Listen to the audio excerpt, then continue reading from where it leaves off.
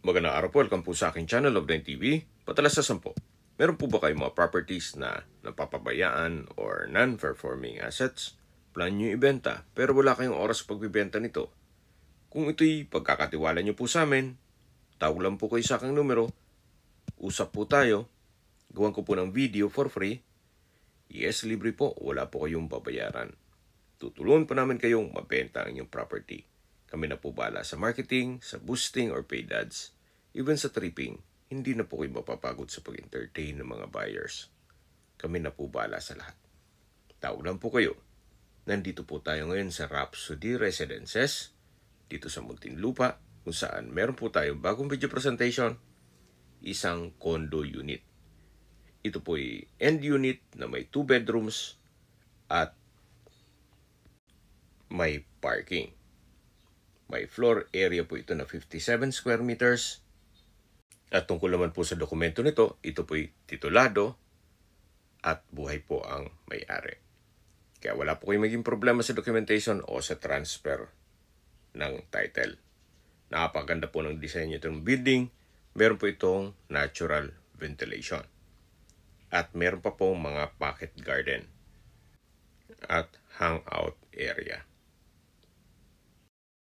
Mula po dito sa hangout area, ito naman po ang tanawin na kung saan yan po yung Laguna Lake. Baba po tayo dito sa basement. Gaya po nang nasabi ko sa inyo kanina, ito pong condo unit ay may kasamang parking space o garahe. Ito pong bakante, yan po mismo. So package na po yung condo unit at garahe. Hindi po pwedeng condo unit lang at hindi rin pwedeng garahe lang, kundi itong package deal na unit and parking. Aakyat po ulit tayo para ma-check na natin ang mismo unit na binebenta.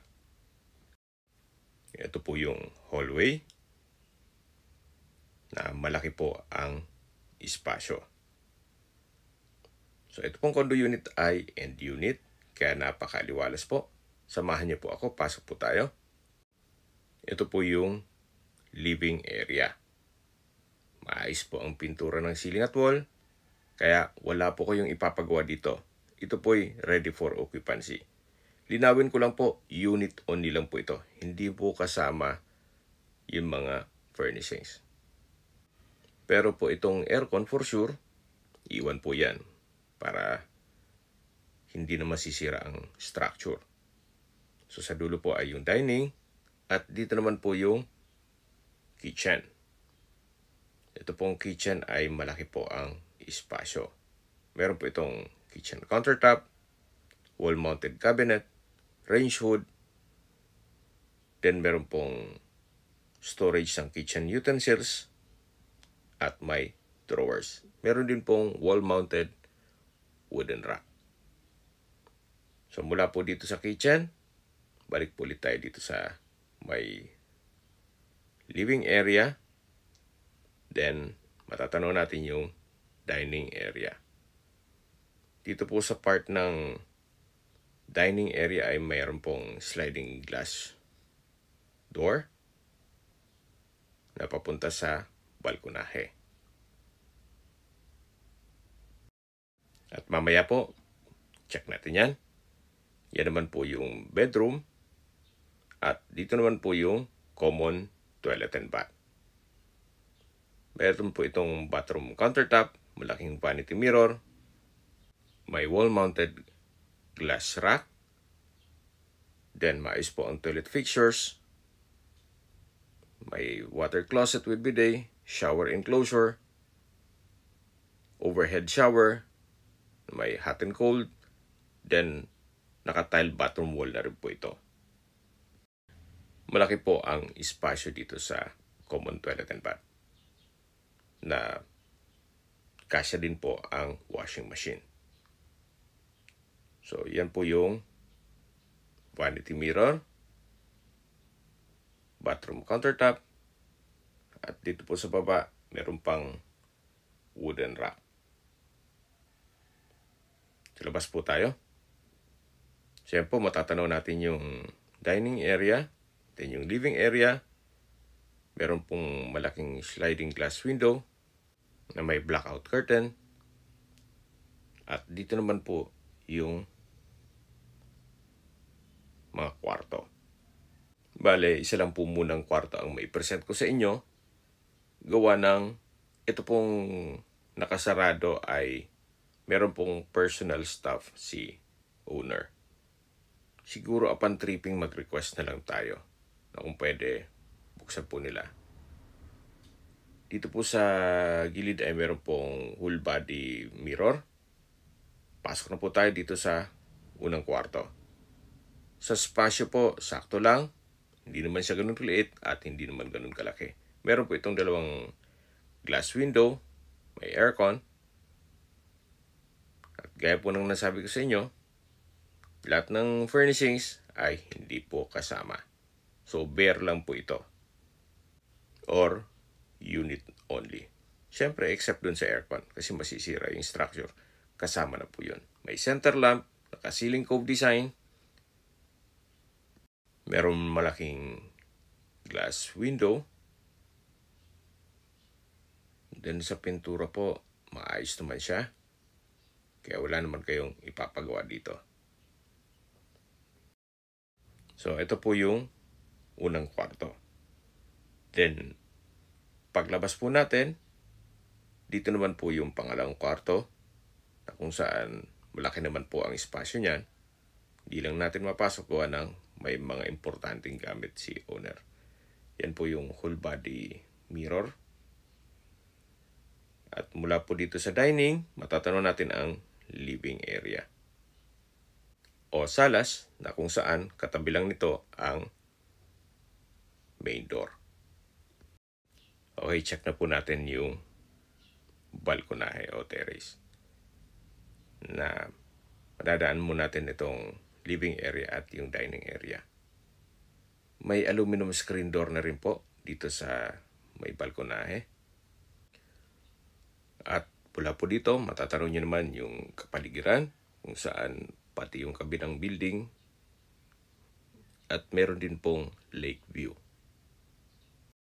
Habang pinagmamasdan nyo po ito, pag-usapan na natin ang distance, location at travel time. Mula po sa South Luzon Expressway Sukat Exit, ang distance is 1.5 kilometers at ang travel time is 5 minutes. Mula naman po sa Alabang at sa Asian Hospital and Medical Center, ang distance is 3.3 kilometers at ang travel time is 11 minutes. Yan po yung lagi kong binabagit sa inyo na dapat nyo i-consider sa paghanap ng property, yung meron pong malapit na hospital. Hindi ko naman po sinasabing sakitin kayo. Yan naman po for emergency purpose lang naman. At mula naman po sa SMBF at Medical Center ng Parañaque, ang distance is 2.9 kilometers at ang travel time is 21 minutes. Kung manggagaling naman po sa airport, ang distance is 14 kilometers at ang travel time is 39 minutes.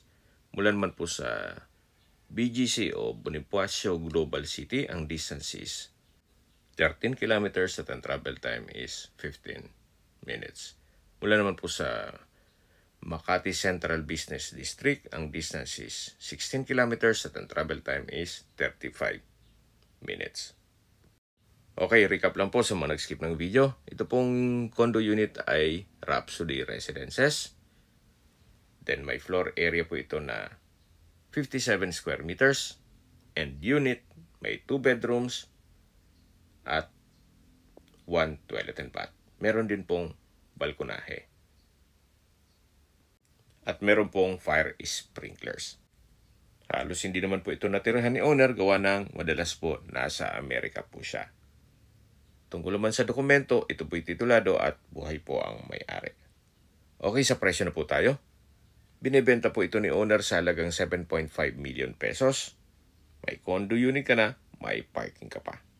Which is fair din na rin po. Okay, kung may mga katanungan po kayo, tawag lang po kayo sa aking numero. At sa mga kababayan naman natin nasa ibang bansa, meron po akong Telegram. Sa mga iPhone user man, may iMessage. Meron din pong Imo, Skype, Viber at WhatsApp. Same number lang po, 0917-316-3399. Sa mga nagtatanong naman po ng aming Facebook, meron po kaming Facebook page na Nov9 TV at Facebook Reels video. Meron din pong TikTok at Instagram. May ibang YouTube channel po kami na The Nov9 TV channel at Nov9 TV Listings. Sana po naibigan nyo ang aming video presentation. Paki-like and subscribe na po sa aking channel para ma-update din po kayo sa aking future listings. Kung sakali po hanap nyo yung mas malaking sukat na lupa, meron din po kami ibang listings na pwede nyong pagpilian. Huwag po kayong mag-atubiling tumawag sa amin, then let us know your budget para malaman namin kung anong property pwede namin alok sa inyo. Sa lahat pong viewers, subscriber at nagtiwala po sa amin, salamat po sa suporta. Ingat po kayo lagi at yung pamilya. Maraming salamat po.